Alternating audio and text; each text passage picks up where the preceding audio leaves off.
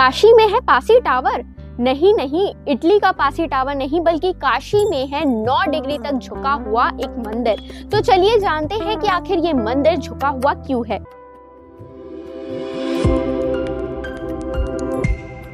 काशी के मणिकर्णिका घाट के पास है रत्नेश्वर महादेव का मंदिर, जो मंदिर 9 डिग्री तक झुका हुआ है। और इस मंदिर की सबसे खास बात ये है कि ये 8 महीने से भी ज्यादा समय तक पानी में यानी गंगा जल में डूबा हुआ रहता है। इसका गर्भगृह तक पानी में डूबा हुआ रहता है। कई कहानियां ये कहती है कि इसका निर्माण मानसी के एक सेवक ने अपनी माँ रत्नाबाई के लिए करवाया था, और उन्होंने एक वाक्य कहा कि ये मंदिर निर्माण करवा के तो मैंने अपनी माँ का ऋण चुका दिया।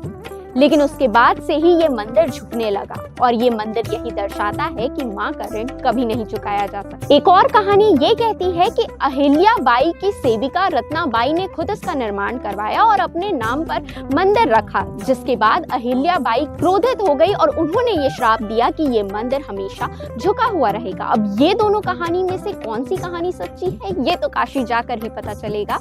तो क्या आपने इस मंदिर के दर्शन कर लिए हैं? हमें कमेंट करके जरूर बताइएगा। वीडियो अच्छी लगी हो तो लाइक करें और हमारे चैनल सीजी भास्कर को फॉलो एंड सब्सक्राइब जरूर करें।